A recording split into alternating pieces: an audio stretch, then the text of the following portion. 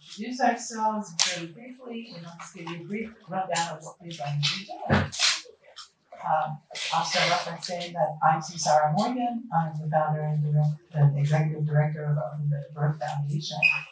And we have a wonderful family here. And we have Mika, who's director, who will say more about himself. Our brilliant Carroll Fife is going to be joining us later. She's dealing with the fact that there's all these break-ins going on Grand Avenue. So let me turn it over to you.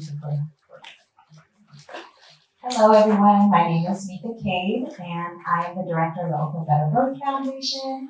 I've been a doula for going on 9 years now, and most recently a student midwife.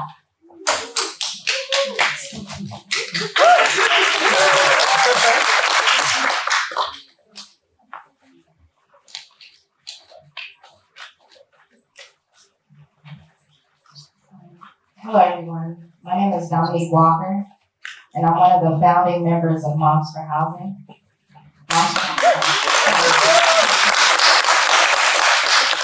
Moms for Housing is honored to co-host this important event along with Oakland's District 3 Councilwoman Carroll Fife and Oakland's Better Birth Foundation. It's so important that we come together in community to create awareness, but to also come up with solutions with folks who do this sacred work every day.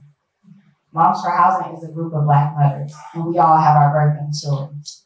Some of them are horrible. We share the feelings of being unseen and unheard during our pregnancy. And I personally share that experience with both of my pregnancies. So we're honored to be here with community to come up with solutions. We also understand that as we fight for housing, there's an intersection between housing and health. And we also know that Black mothers are far more vulnerable to being evicted than counterparts, than any other race.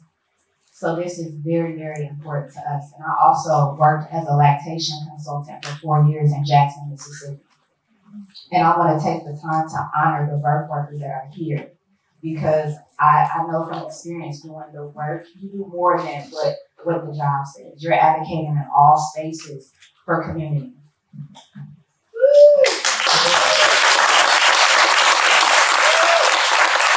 So we would just like to have a shout out to all the birth workers that are here.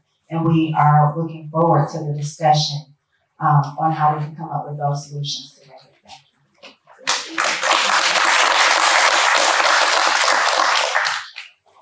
So, as I said earlier, my name is Sarah Morgan. I'm the founder and executive director of Oakland Better Birth Foundation.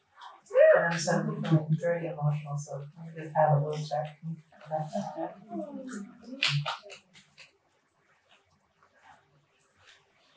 This evening is happening because I heard from a colleague of the death of another beautiful Black mother in the LA area. And I gave a call to our beautiful Miss Fife, who I wish she was here to get these flowers, but I'll say it again for her later. And I talked to a lot of politicians over the past couple of years, and I've done a lot of shouting on social media about what's happening to our moms and our babies. And her response was immediately, what do you want to do, Samsara? What do you want to see happen? And I was stunned from that, because usually it's like, oh, we'll have 20 meetings, and then 2 more meetings, and then some subcommittees, and we'll get back to it, right? So this was pulled together in a little less than a month. And so big flowers to Ms. Five, and big flowers to Moms for Housing, and all of us that just pulled this together in a month. So it's amazing. And it shows what can happen when people really care. When people really care about a situation, they move quickly. It's not 20 minutes later. Right? So what we'll be doing shortly is we'll be watching the film. It's a very powerful film. Before that, we will have a blessing of the space by our beautiful ceremonialist, Brenda Salgado, because I wanted to have an intimate connection with this film. It's very easy to kind of watch the film like this, get traumatized, and forget it. Just let it go. or put it in some other place in your mind until you yourself, the pregnant person, or your sister, or somebody else that you love, and then it comes up again, and maybe not in the most powerful and forceful way. So we want to set things up so that folks can have their hearts open and watch this material, and we'll talk about it together as a family. Yeah, we're all part of the East Bay family, the Bay Area family.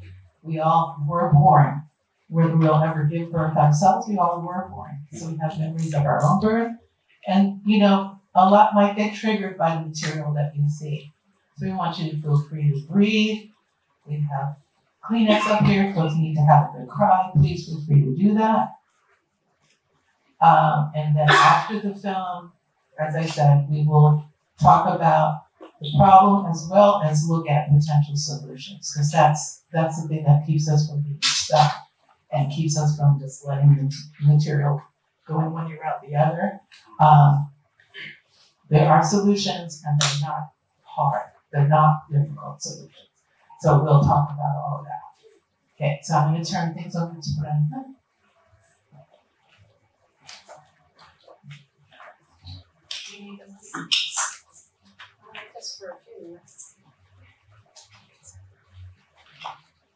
Beloved ones, thank you for being here for such an important conversation and film. What I want to do is think of our time together tonight as ceremony, and to create a sacred space for the viewing of this film, and so that we're calling in our non-human kin to help us hold this space in our emotions and our hearts as we watch and discuss together. So I'm going to ask if there's 7 volunteers who might come up here to read. What we're going to do is call the directions, and then to just open the space together. So if there's anyone who wants to come up and help do that, I would be really honored if you came up. And you're just reading a few lines off of a sheet, nothing too hard. I'll invite folks to come up. I often get invited to open directions, and I like to do it as a community, not as me reading it all by myself. 1, 2, 3, 4, 5, 6. Oh, beautiful. And so I'll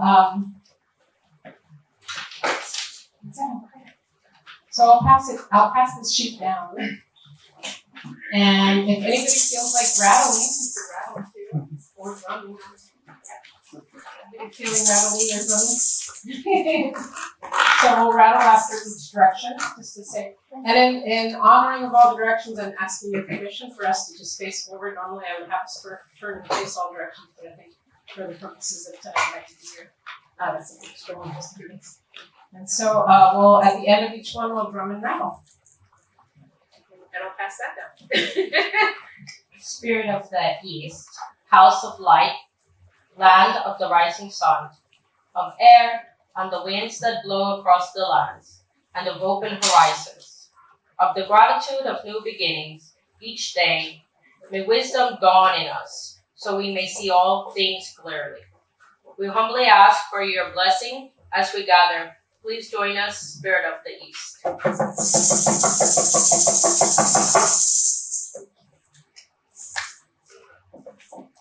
Spirit of the North, house of the night, place of quiet, stillness of cave and deeper, place of sacred rains and gratitude for the knowledge and blessings that have come to us with time. May wisdom ripen in us so that we may know all from within. We humbly ask for your blessing as we gather. Please join us, Spirit of the North.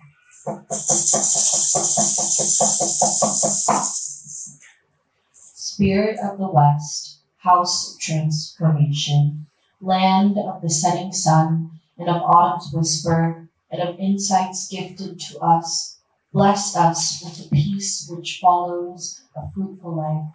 May wisdom be transformed into right action so that we may do what must be done. We humbly ask for your blessing as we gather. Please join us, Spirit of the West.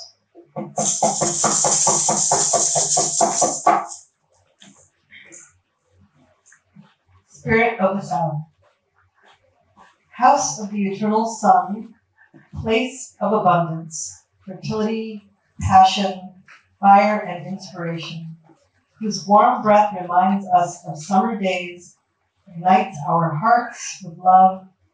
May right action reap the harvest so we may enjoy the fruits of planetary being. We humbly ask you for your blessing as we gather. Please join us, Spirit of the South.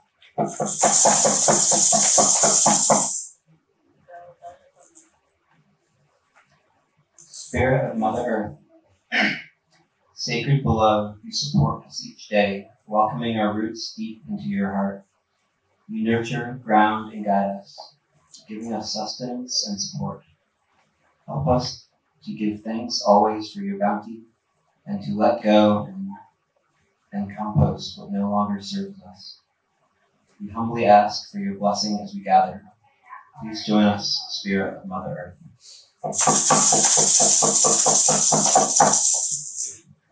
Spirit of Father Sky, sacred above, place where our beloved ancestors dwell, may your blessing come to us now. The countless stars of the night remind us that you are vast and majestic beyond all our knowing or understanding. Your light shines upon the earth, both day and night, guiding our steps. We humbly ask for your blessing as we gather. Please join us, Father Sky. Last direction is for our hearts, where all the directions meet. Spirit of the sacred divine within us, place of union, love, and reverence. We are grateful for this gift of life and for the love that guides our way. We humbly ask for your blessing as we gather. We open our hearts and join with all of our relations in love. It is begun. Thank you so much for helping us all direction. Cheers. Appreciate you so much.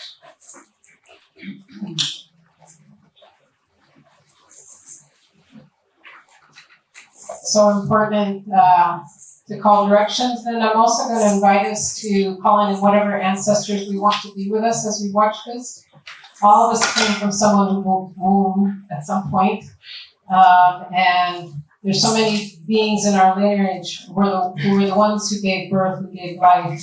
And some of them through struggle, but some of them through great love and beauty. But none of us would be here without that lineage of those who gave birth to us.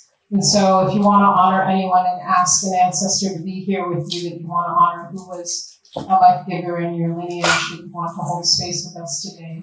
I'll just say it all aloud at once, so from wherever you are. I'm calling my grandmother, Maria Alvarez Guevara Galan, and also my other grandmother, Mariana. And I invite you to call on whichever ancestors just to speak their name out loud. You can whisper it if you like.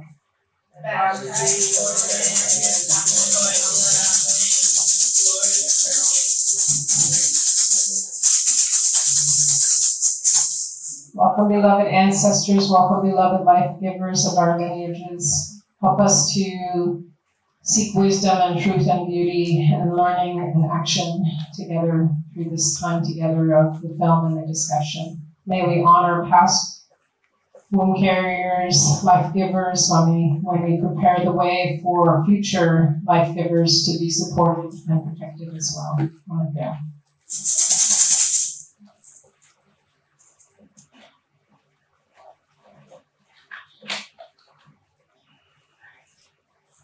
So thank you very much for that, Brenda.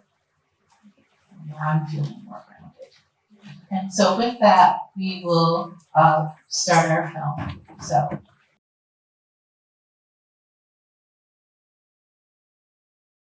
I really want to hear how that experience was for you of the film. And I want to hear from those who've given birth, who have stories. I want to make a space for you to be heard.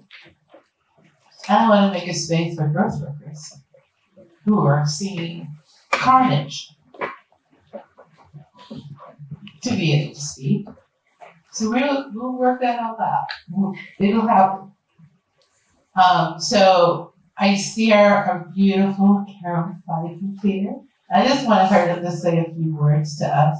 And again, I gave you some flowers earlier that you weren't able to smell. So I want to give you those flowers now.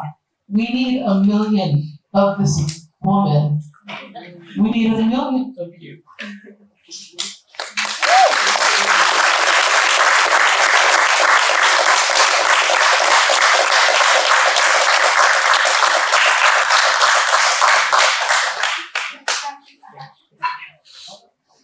As I said earlier, I was in a space of deep despair when I called you. And, you know, I have spoken to quite a few politicians. And, you know, I'm still waiting for calls back from many politicians. And, you know, we were a half hour on the phone. You were like, what do you need? What do you want? What do we need to make happen? And hence this evening. So I just, you know, you deserve so many flowers and so much appreciation. And we need 1 million of you taking care of us in this country. Very welcome. Say it. Now, okay, I would love a clone. A lot to do. And I'll be honest that oftentimes I have to dissociate to do this work.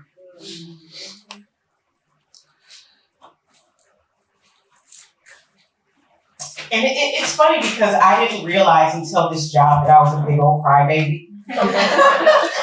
But oh my God, if I did not dissociate, I could not get up in the morning to do what I have to do. Because there is so much trauma. There is so much trauma in white supremacist systems. And I wake up every day understanding that and saying, despite what I'm saying on the streets, the distressed phone calls, because I was happy that I could even do something. And this is just a small something. But to get the word out about this, there are about 20,000 other things that I could be doing and have to do in order to try to change the conditions that we experience. I am a Black mother. I remember going through my own personal birth experiences where I was not listened to, where I was given drugs that I didn't ask for, that I was dismissed by the medical industry, first with my first son and then 10 years later with my second child, where I was like, fuck y'all. Oh, I'm 10 years older now. No, you are not. No, this is what I want to happen. This is what is going to happen. But finding my voice in that agency it took a decade. A decade. But I'm not going to speak too long. I just wanted to say I was honored to receive your phone call. I'm honored to be a part of this community. And I will use the platform and the voice that I have to do anything that I can to change the conditions that we're talking about today. So when Samsara called me, we didn't know what we wanted to do. We just knew we wanted to get the word out about this issue. And there needs to be more information about this particular issue. So this is just a first step for me. Thank you for introducing me to this. I love this panel. Oh my goodness. Oh my goodness, you got a great panel. So whatever they say and whatever they tell us to do, we gotta do it. That's just what it is. Thank you, I thank you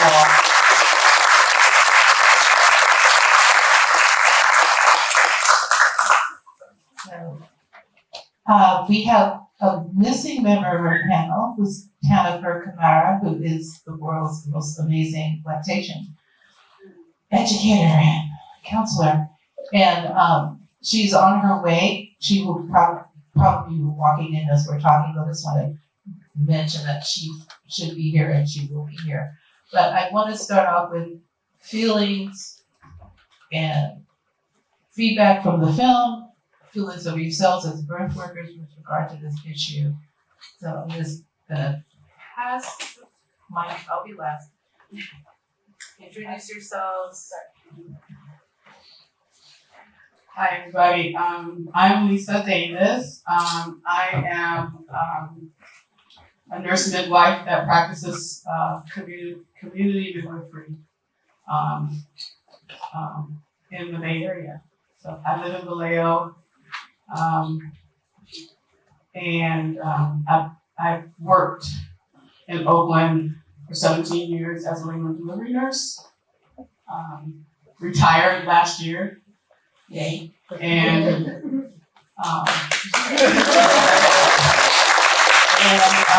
became a midwife almost 5 years ago, and started really doing home births during COVID, where women were just running their births because of all the things that were going on inside the hospital. And for the last year and some months now, I've been doing home birth full time. Feelings.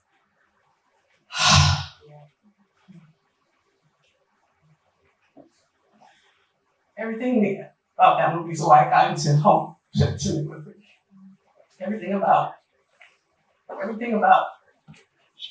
what they talked about feels personal to me.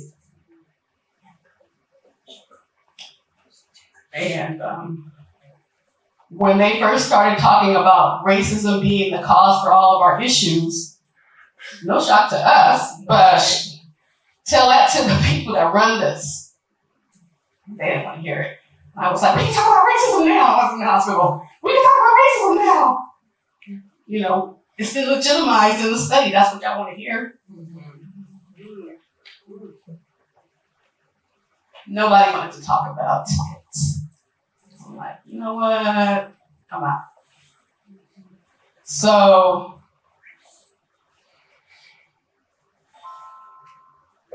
I have been doing a lot of unlearning, a lot of growing, healing from a lot of the trauma in the system that I was raised in. It's been a journey. So that movie, the fact that I don't even know when that study first came out, and it's 2023, and people are still asking me, what's the difference between a doula and a midwife? Like, it's 2023, we should know the difference, and we should know our options for care. And the fact that I got OBGYNs telling my community, my clients, that they no longer qualify for home births because they got vaginitis is a goddamn shame. They don't know what they're talking about up in there. I'm not here to sugarcoat. Because I've been in the hospital system for 24 years. I know what's up. So, feelings. I'm angry. I'm sad. And I need more people to know that I exist.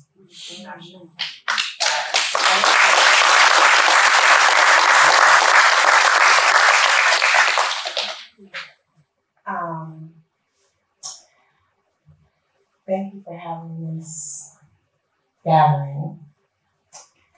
I'm honored to be asked to be involved. And my name is Kiki Jordan. I'm a community midwife. I'm a licensed midwife. I'm a home birth midwife. I just launched a campaign to raise funds for the capital costs for establishing a birth center in Oakland.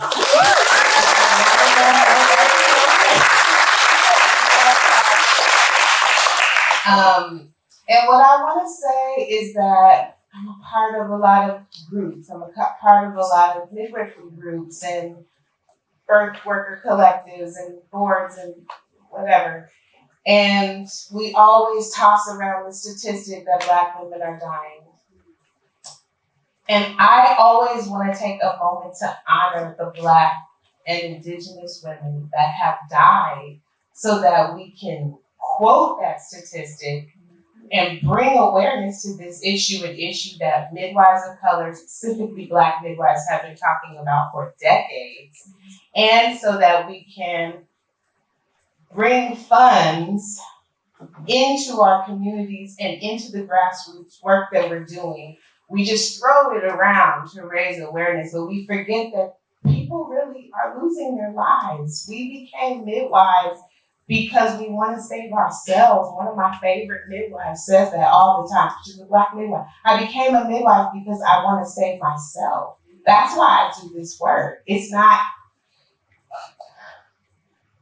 just a random statistic.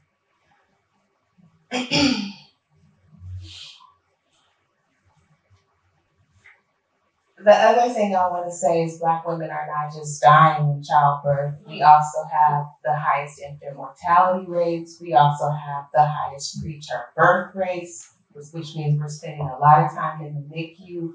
We just have horrible perinatal outcomes. The amount of stress that Black women are under during their pregnancies and postpartum cannot be ignored. It has everything to do with being under the thumb of oppression for generations.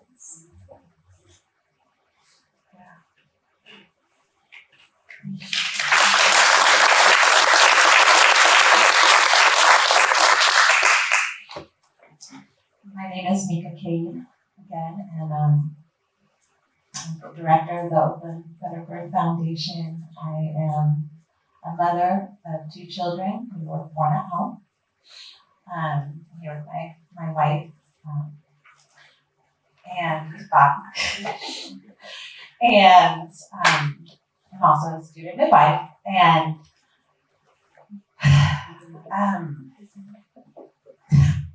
every time I see this movie, I'm like a mess during the whole thing.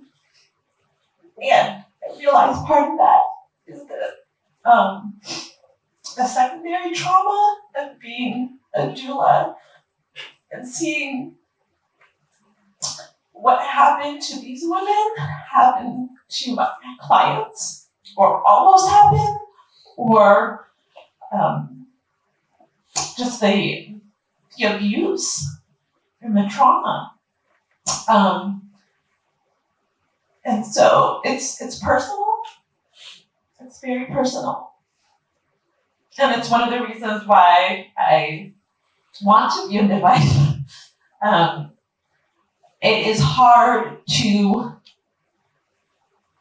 walk someone into an institution when you know that they are going to be traumatized.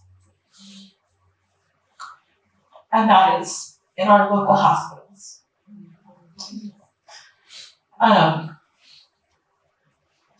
Even in our local hospitals, my clients are being denied access to me as their doula, especially post-COVID. Especially they found it's systematic. We no longer allow doulas or any other support people in triage. And that's where it starts. It starts before that, in labor, right? My clients recently were the hospital-based midwife tried to make it so that they couldn't even call me while they were in triage. Because you're in triage, why do you need a doula? You don't need emotional support right now.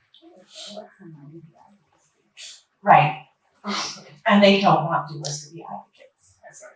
Right. And there are doula organizations that specifically tell doulas they should not be advocates. They should only be there to massage their clients' backs and tell them they're doing a great job. But I know our doulas are single doulas.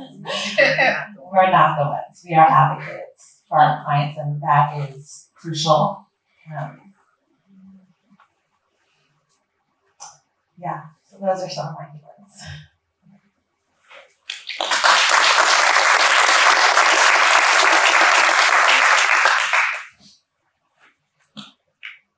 So I'm still some Sarah Morgan, and the executive director and founder of the Oakland Better Birth Foundation. And I have been a doula since I was 19 years old. I'm 63 now.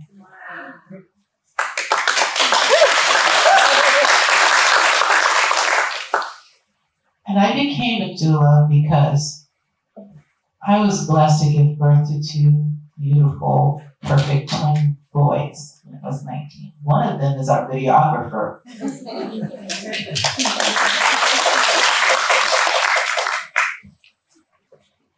And that was a pivotal, changing moment of my life.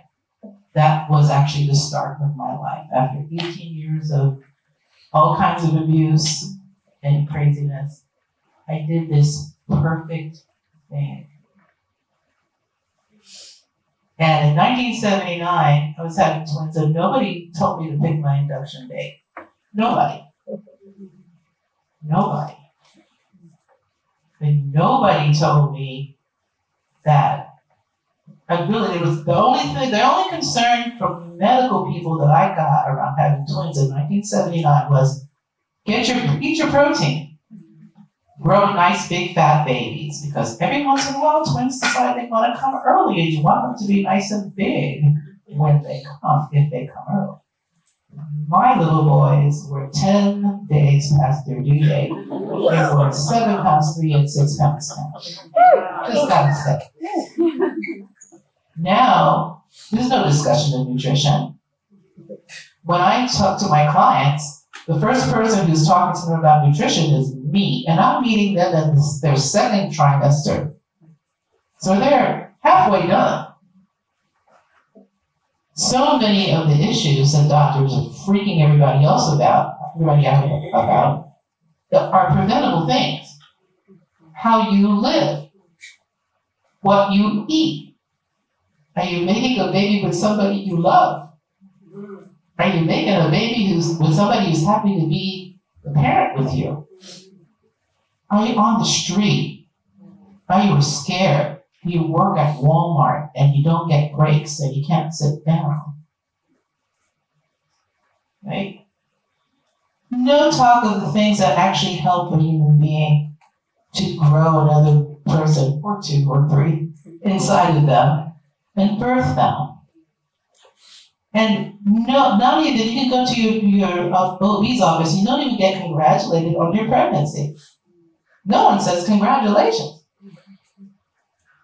Here's all these forms. Here's all these tests. Here's all these things you should be afraid of. But not one word about thank you for bringing another citizen into this world. Thank you. Thank you for what you're doing for us. Civilized peoples do that. This country's not a civilized country.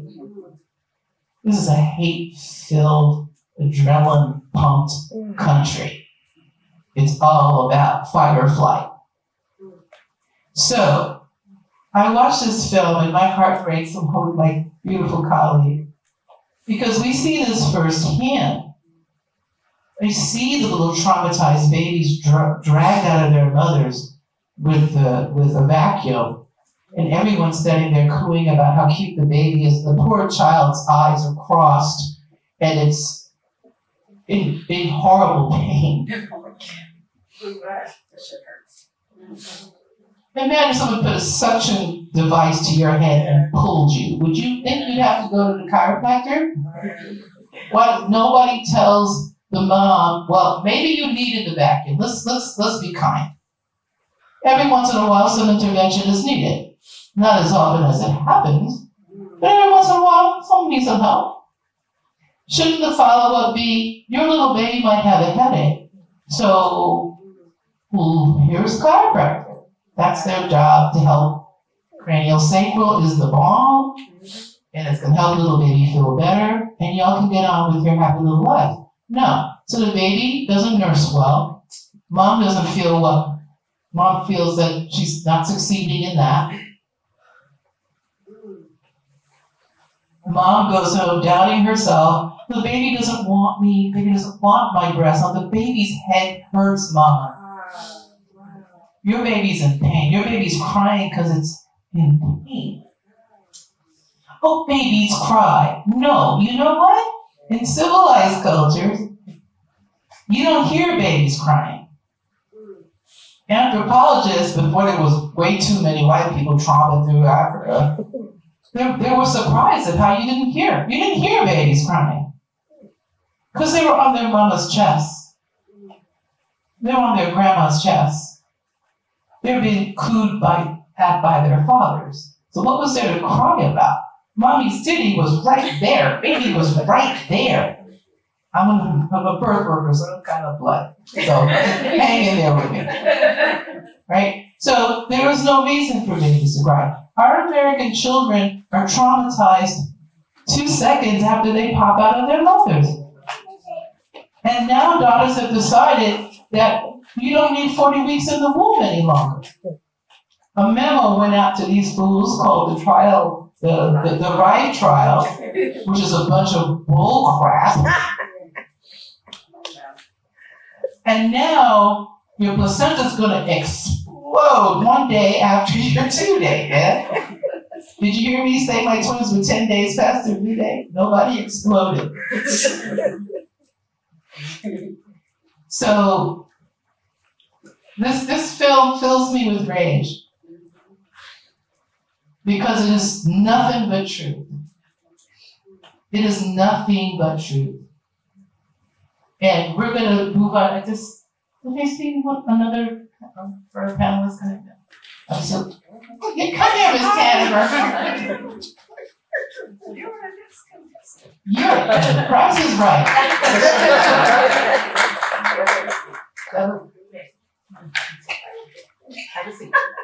We'll let her settle in. We're gonna move on to solutions, and I will talk more about that. But as Jennifer's settling in, I'm just gonna say I really I want to have a charge for everybody who was kind enough to come out today on this rainy day to be in this room. And the charge is for y'all to be creating good trouble about this issue. And when your folks, the people that you love, you hear them talking about being induced, because everybody, if you're not having a home birth or a birth center birth, everybody's being recommended to have their babies induced in 39 weeks. Everybody. It's insanity. An induced birth is not the process as planned. Nature gives us all kinds of hormones to help us deal with the amazing journey of birth. And we got to see a nice natural birth in this film. And yeah, the mom was working hard, but she was calm, she was strong, she had people around who cared about her. Her sweet little husband snoring. But when it was time to push the baby out, he was right there. You know? And midwives who cared. So our good trouble is to not buy into the fact that birth is this great, big, scary thing. We need to put that bullshit to the side. Birth is a huge thing. It's a mind-altering, amazing process. I birthed 3 children with my body. I did it, and I'm so glad. And if I had $1 million, I would have had more. But I wanted to feed the ones I had, so you know, it's hard work, but we can do hard things. And done in community is not even that hard. So I want to turn it over. You're so pretty. Isn't this the prettiest panel? Yes. So, Nathan, please introduce yourself and share your feelings about the film and the issues that we're talking about. Yes. Good evening, everyone. My apologies. I was just coming from the UCSF Preterm Birth Initiative Community Advisory Board ended, and so we had our celebration tonight. So, still in the spirit of birth work, equity, and justice, was just down the street on Franklin. So my name is Tanafer Lumakanda Kamara. I am an international board certified lactation consultant, maternal health strategist, and full spectrum birth worker. I've been doing this work for, my son is 16. I started before I had him, so that makes almost about 17 years now. And the last 12 plus years have really been focused around lactation and breastfeeding. And one of the things that I realized really early on, getting into birth work, I began to feel really disempowered by the system very early in it, because we didn't have all of this momentum and all of these different agencies and the government and the state and the city and the public health departments, and we didn't have all this collective impact of people really engaged in this work. We had a few people there were people in different places who knew what was happening in birth and who wanted birth to look different, but it hadn't gotten the national attention and the outrage that it has gotten now. And it shouldn't have taken more Black women to die to get to this point.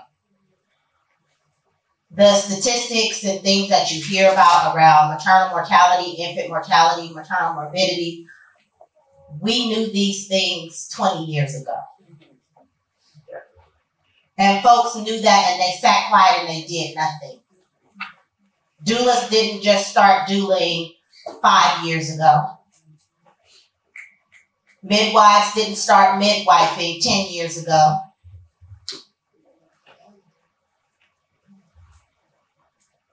Midwifery is old as time. And Black women have literally birthed this nation, and our breasts have literally fed this nation. And we're just now getting the attention and some money thrown at this cause. And it is not enough. We can sit here and,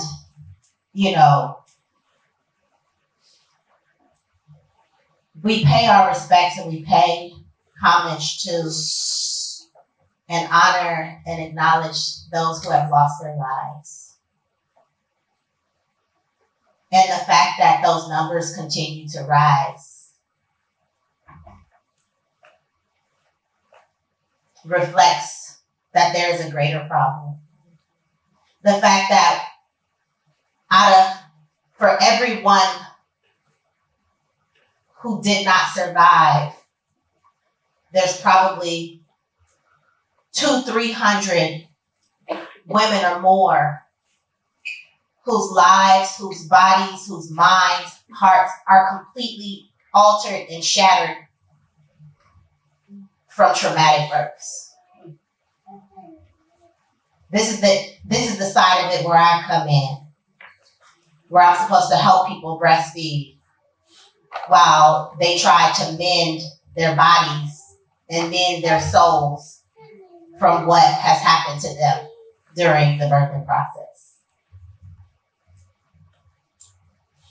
What are we going to do for the people who survived but are no longer the same? How are we going to change that? How are we going to mend them? How are we going to prevent that? That work is being done, and yet it's still not enough. Because in 2021, things got worse. Our preterm birth rate increased. Maternal mortality increased. Infant mortality increased for Black people. Here in Alameda County and California, across the nation, and we're probably doing a little better than some other places. But like Mama Samsara said, we have way too many people being induced unnecessarily. Way too many young women walking away from childbirth saying, I never ever want to do this again.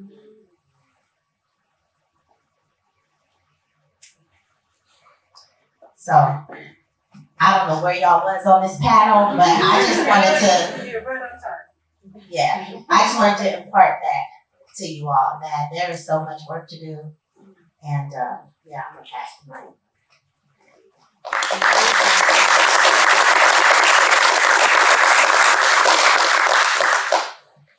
So before we get started this evening, I was asked a question and I'd like to answer it right now real quick. And the question was, what's a doula?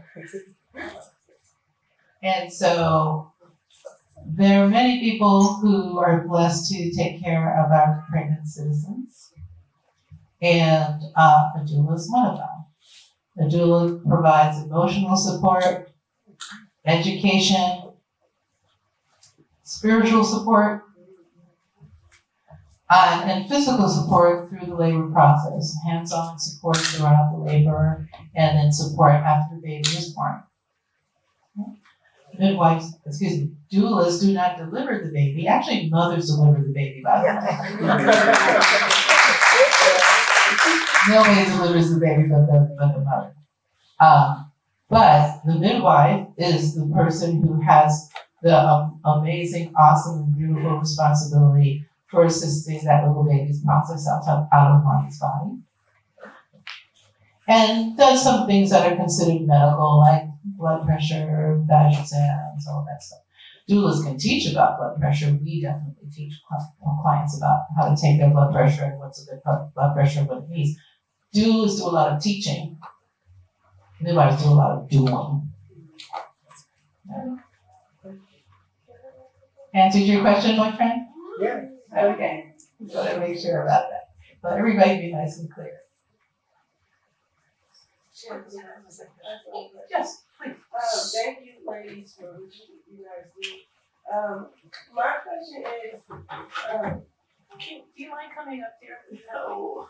Okay. It's nice to loud. meet you. Okay, my question is, my first child I had natural, and he was a couple of days overdue, like you said, so I agree. He was right on time. Yeah, yeah. My second one, was,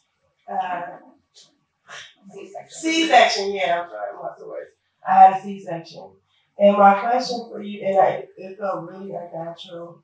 I did have a lot of postpartum that I dealt with after that too. It was traumatizing, really. Is C-section natural or like? Well, that's my question. Is C-section natural? I'm gonna have everybody say something about this. What I would say is that is a C-section natural? I would say no. It's an intervention that, if it's needed, is a godsend. If it's needed, it's a blessing. And so, to determine whether it was needed, I would suggest you to sit down and talk with a home birth midwife. Pay her some money, bring all your charts, and sit down and have that person go over with you the circumstances of the decision of your cesarean, and then you can make that decision based on your story. I would never say, oh, no one should ever have a cesarean. A cesarean can be a life-saving thing. They were doing cesareans in Egypt. That's hence the term cesarean. Right? There's a time and a place. And it was midwives who did it. So, but for us to have, the World Health Organization says like no country should have more than a 10% C-section rate.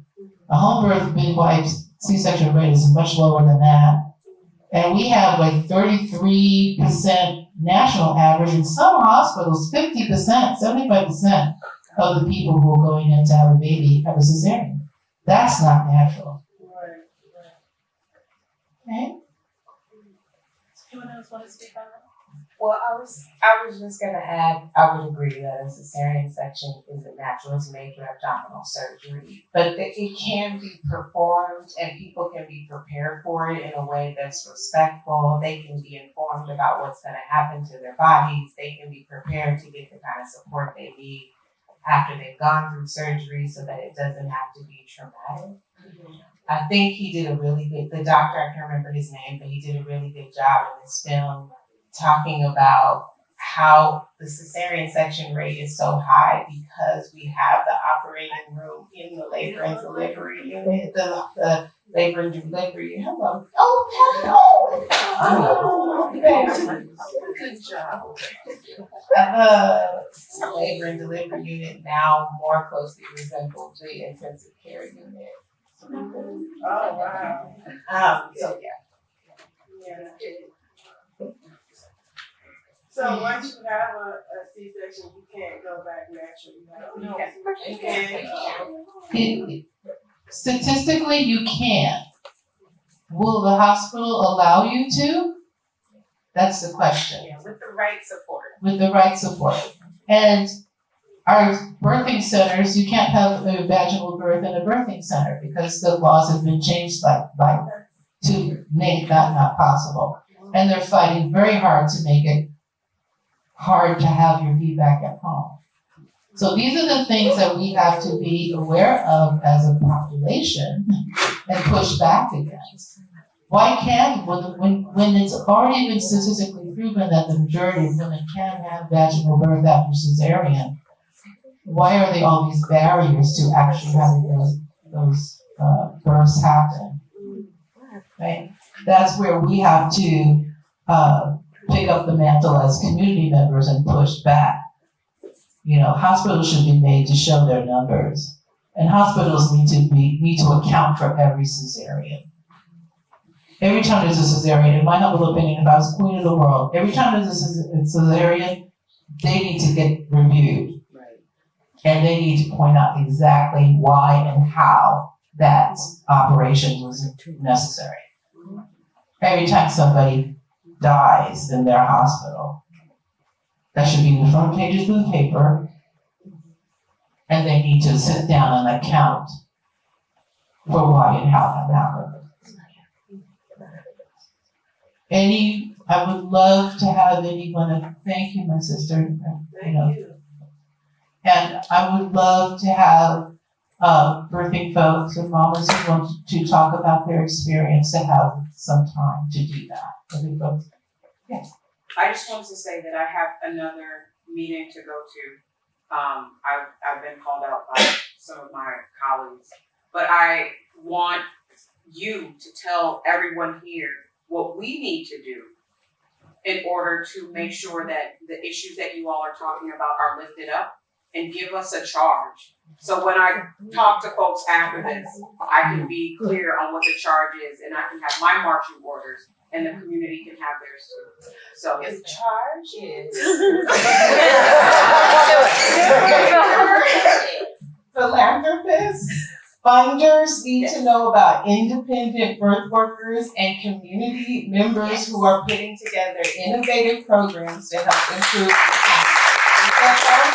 This is not new. We've been on the front line. We've been grassroots providers for many, many years. We have demonstrated that we have better outcomes, even demonstrating that we have people enjoying their experiences with midwives is enough. It doesn't have to only be clinical outcomes, but we do have better clinical outcomes.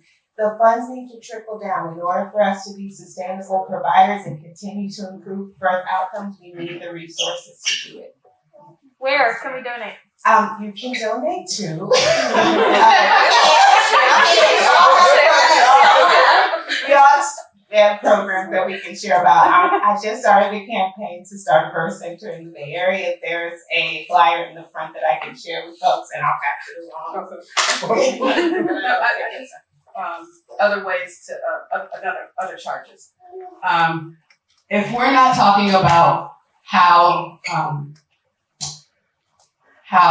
the system needs to talk about all of our options, how they need to be better educated on what exactly we do, and if we're not talking about how Medicare, Medi-Cal, that system is a barrier and is not just part of the problem, but is the definition of the problem. Yes. It is patriarchy in its purest form. Absolutely. The fact that we have better outcomes, and and you have all these newcomers giving lip service to let's improve our rates now that there's money flowing. Not giving to us, but giving to certain people. So they're giving a lot of lip service, and no one's talking about access to the people who really, really need it. I don't want to hear it. Yeah. So, I mean, that's the thing. That's my thing is access. So yes, it takes money, and we will take donations for sure. But the problem is bigger than just taking the donations. There are people who are on purpose blocking access. Yes. They don't want to see us have better outcomes. And think of us as competitors. Right. We are competing. So they're doing everything they can to block. Like I, as a nurse midwife, can no longer do VBACs. When I first started doing home birth, I was doing VBACs. I can no longer do it. I have to, I would gladly send someone to my sister midwife, Kiki, or another midwife that, because the certified professional midwives, they haven't taken it away yet. Lisa, for those who don't know, can you define what a VBAC is? So a VBAC is a vaginal birth after cesarean section. So when they say you need to be induced at 39 weeks, and that increases your probability of having a C-section if you get one, and then you get traumatized and you're like, oh, I don't want to do this hospital birth, I want to have a home birth now, and you seek out people in the community who can do that, I have to tell you, I'm sorry, if you have a C-section, I can't help you. This time 2 years ago, I could. But we sold that out. Right. Who is we? We as the Or did we get sold out again? There you know what I'm saying? Sorry. I believe you. We had to negotiate away the right for physicians to oversee what we do. And they really literally were overseers because they don't really know what we do, but there were laws in place that made them have to sign off on what we do. And we wanted to, and that blocked access, right? And so we tried to, if we take away, if we make a law that says that the physician can no longer have to sign away, oversee us, then we hopefully would have more access to community midwifery. But one of the negotiating factors was vaginal birth after cesarean section, so that kind of went with that. And so again, it blocks access, and so that's I want us to have all of our options. And the statistics show that we can have successful vaginal births after cesarean section. It shouldn't be an issue. But they're blocking our access at every step of the way. And I will take the rest of my answers off of here. Seriously. Thank you. Thank you, Carol. Anytime.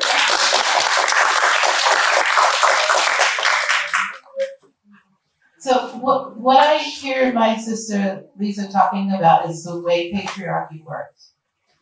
Patriarchy works by making women attack other women.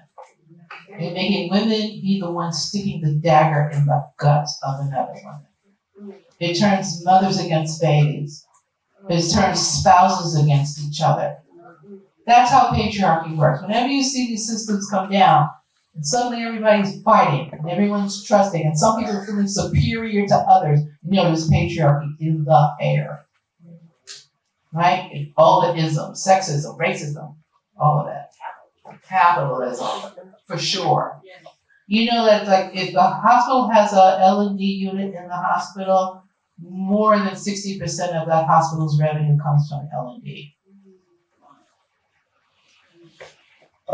Doulas were kicked out of the hospital as soon as the first drop of the pandemic. We were the only, and we remain the only healthcare providers who are not considered essential. That is crazy. Even though statistics show that cesarean section rates decline if there's just a woman present in the room. A 12-year-old girl. A 12-year-old girl in the room. The youngest person in the study that my sister's referring to was 12 years old. And all she did was sit there and look at the birthing woman and smile at her. That's all she did. She didn't even have all the bells and whistles that we have. Big fat doula bags full of stuff and essential oils or whatever. She just cared. And that mama can lock eyes on with her. Okay? And births were easier. And moms felt happier. So of course we're gonna get those BITCHs out of the hospital. Because if you're scared, your muscles tense up, it hurts more. If you keep your mama from being with you, and if you don't, and the hospitals are kept like refrigerators, so you're cold, and you're scared, and you're alone, it's gonna hurt more. Tense muscles hurt. And then they can give you shots of fentanyl. Because what that short-acting narcotic is fentanyl. Heard about the opioid crisis? There's no opioid crisis in the L&D board. You can have all you want. Oh, yes. What's in the epidural? Among other things, fentanyl. Now we've got science coming out, of course, from another country, because no good science happens in this country, about the possible link between opioid use in childbirth and future addicts as adults. Why is that happening? When over 90% of American children receive some sort of opioid in their birth. I saw someone's hand over there. You want this microphone? Oh. No, I'll just speak louder. Does that work? Can people hear me? Yes. Okay. So first of all, thank you for all that you are all doing. I have two questions. One was about Medi-Cal paying for birthing centers, or because obviously in that movie that didn't happen. So how can we advocate for that? And then the second is, I am a pediatrician, and I'm wondering how we can partner as pediatricians with you all, because we see these mommies while they're pregnant. We see them a heck of a lot. I looked at the second woman who died, or first woman who died, and thought, didn't the pediatrician see her? Didn't that pediatrician say, why do you have chest pain? What's going on? So question for my profession, how do we partner with you, with our moms, to have them have better outcomes?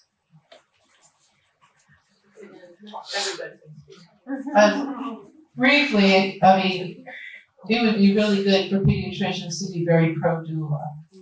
Yep. And very pro-home birth. And don't look at the babies like they're little green men. I'm not saying that you do this, but there are some who look at babies like they're little green men because they were born at home. To start the conversation. Everybody. Yeah, I appreciate your question, because what's really needed is interdisciplinary care throughout the whole process. Like, we need pediatricians at the table. Moms are coming in with other children and they're pregnant, checking in about how things are going, what resources do they need, even just having a quick little survey that asks if you have any parents who are expecting another baby, providing them with information, on breastfeeding and lactation, even for pediatricians, just to increase their knowledge about that aspect, because still outdated and information is being given to moms as soon as there's an issue that arises.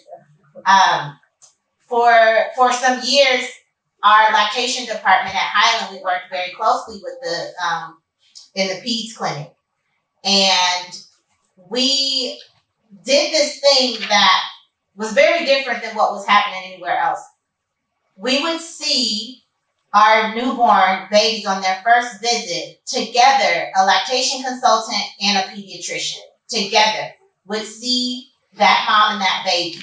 And we were able to bill for it too. It's billable through Medi-Cal, through CPSP.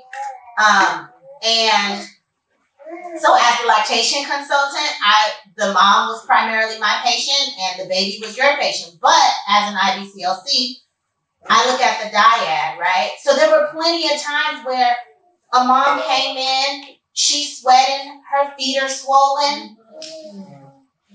And, right there in the pediatric clinic, you can find a blood pressure cuff big enough for that mom's arm and check her blood pressure. And if the women's clinic or the adult medicine clinic is attached or nearby, let's get her over there.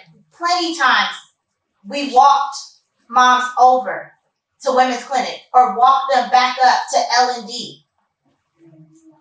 So there's so much that I believe pediatricians can do to just check in on the well-being of the mothers of your patients.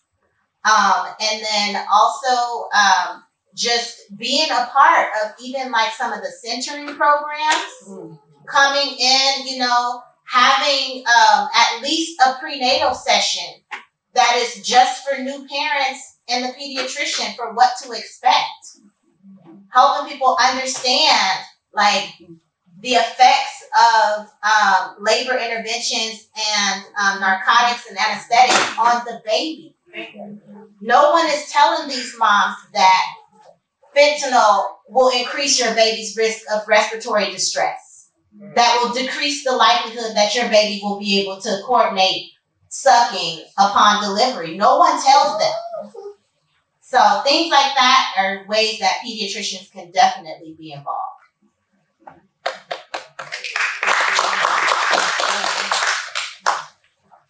I would just add on the community birth side, the collaboration isn't always as structured, but there are opportunities for pediatricians and pediatric providers to let local birth centers know that you're available, that you're open to caring for families who have chosen to birth outside of the hospital.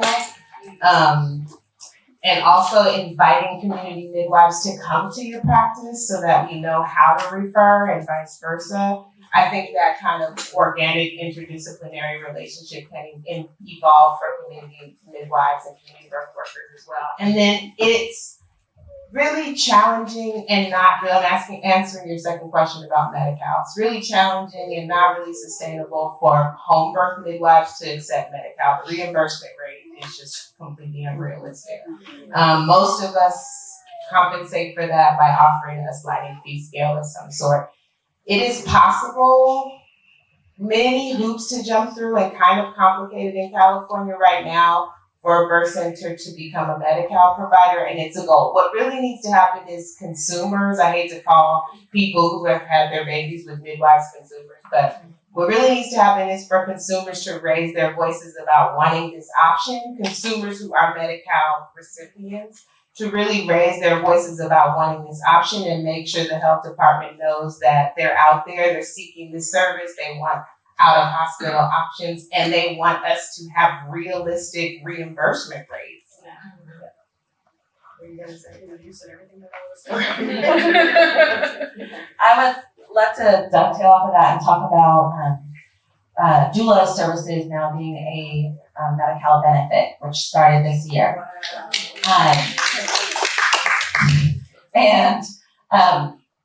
I think at the beginning they wanted to compensate doulas like $400. $450 for the whole service. $450 for the whole service, right? Like, and they're only compensating us $1,800. Right. Or a year of healthcare. Yeah. That's the beginning of the postpartum. Right. It's over 10 months. Yeah.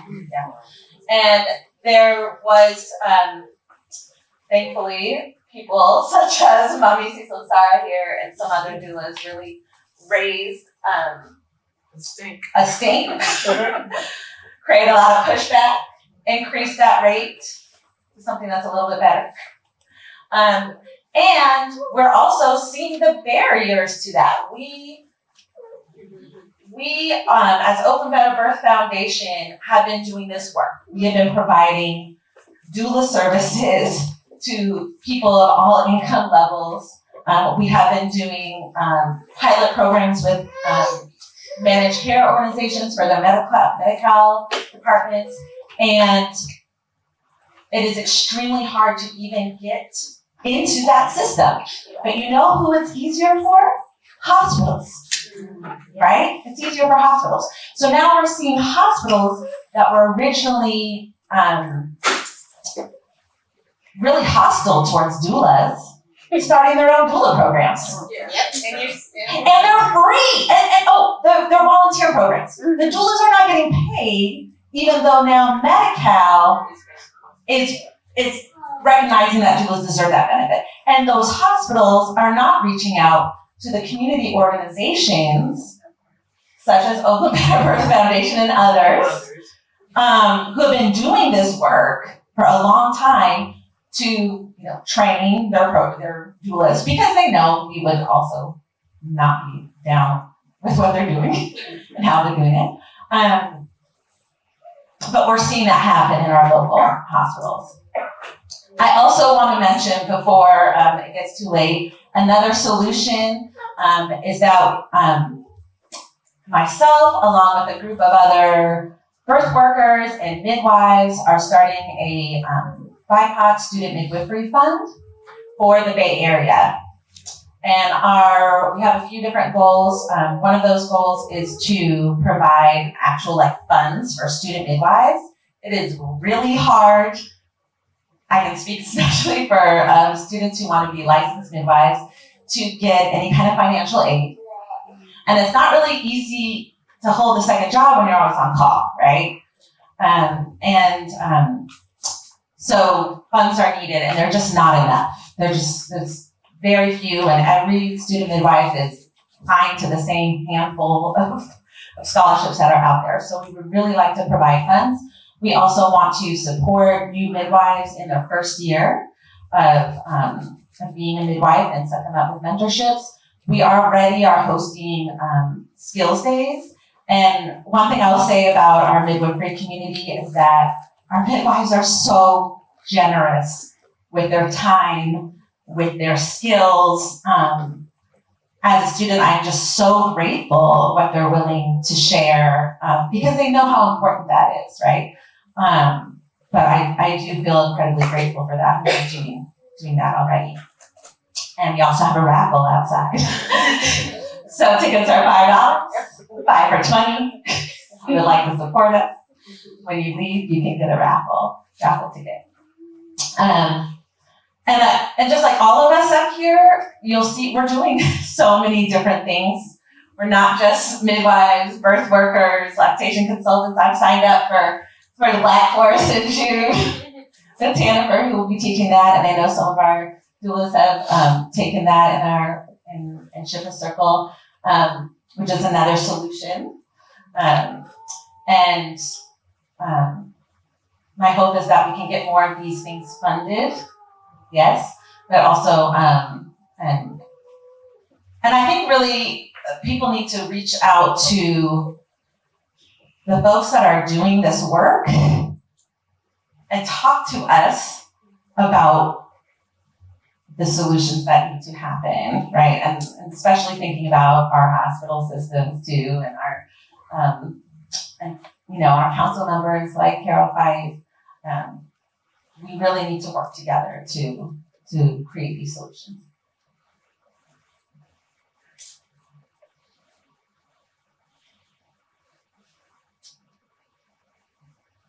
My humble opinion is that we cannot depend on this system to make any positive change to improve or perfect human life.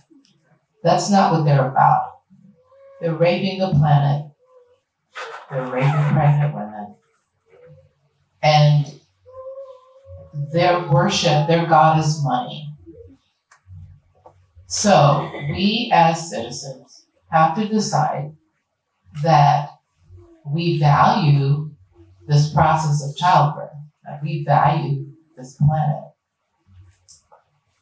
all this, everybody gets to be doing all this legislation. And things are getting worse and worse. Now they've got their hooks to deal with. And in 10 years, a doula will be a very ineffective creature, as are many nurse midwives. Not all, but many. This system pollutes whatever it touches. So, what I'd love to say is, and for us Black women, stop telling your daughter you don't want to, she shouldn't feel no contractions. Stop telling your daughter you don't want to feel that. Stop filling our young women with fear. This is not a safe country for any woman to give birth, whatever the color. This country loses the most women and babies of any industrialized country. That's all of us. That's all, everybody. Just Black women die more frequently. So, all of us get to be good citizens to each other in supporting our pregnant citizens in doing this amazing thing.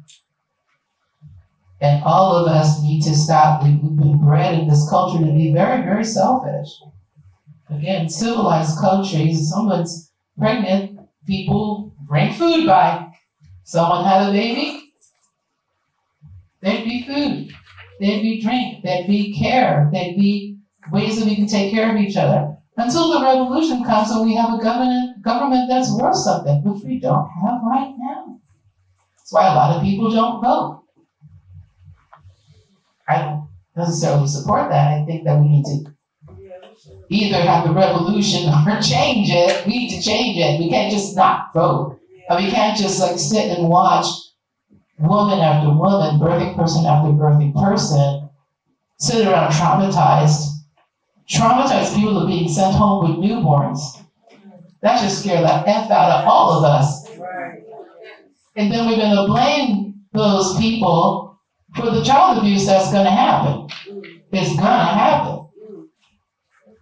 But there are systems that make money off of those traumatized people. They can put you in jail, they'll make tons of money. As soon as your body goes into a jail,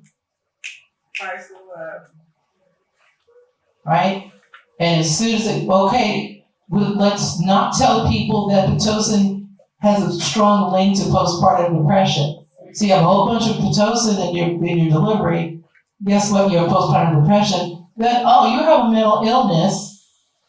And we got all these lovely medications for you. Who's making money there?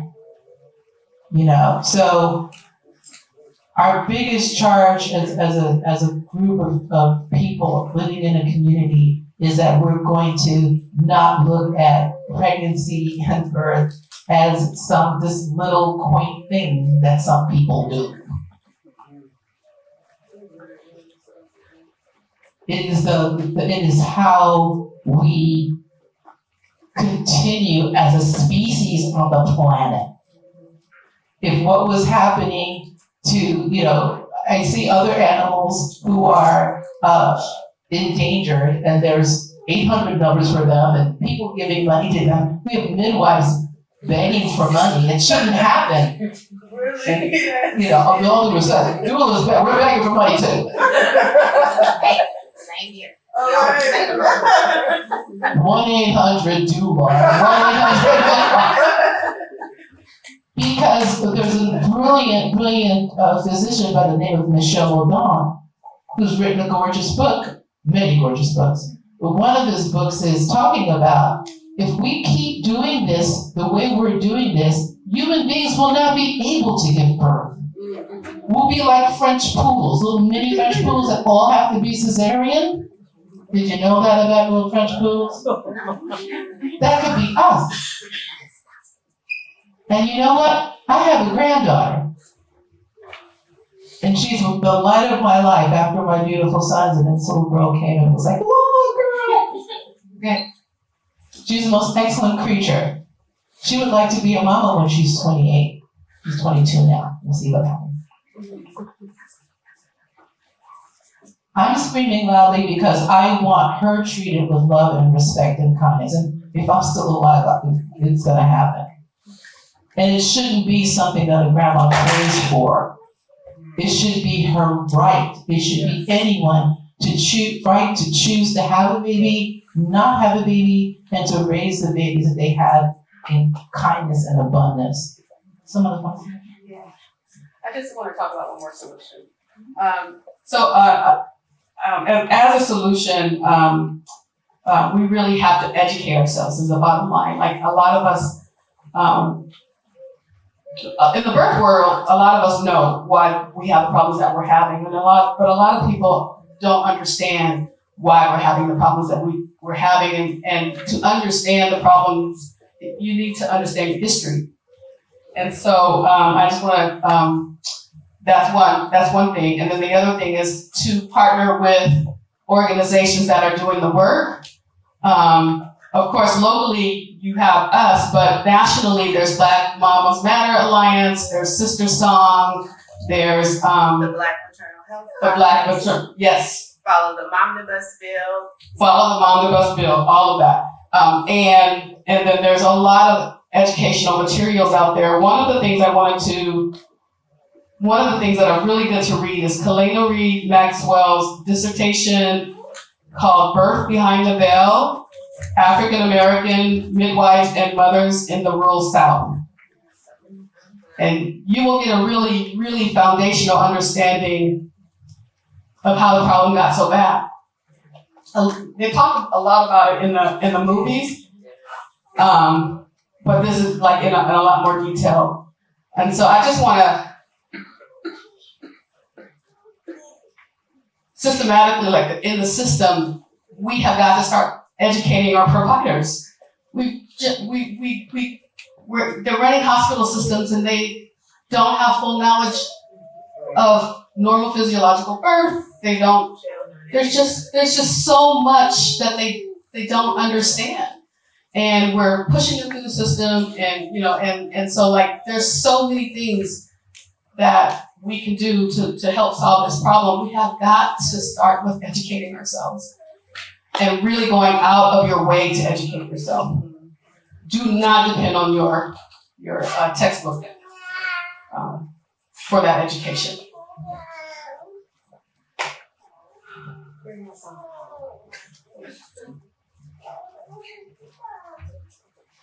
So we're going to close. And I just wanted, based on what my sisters have been saying, I just wanted to say, doctors are not taught about physiological birth.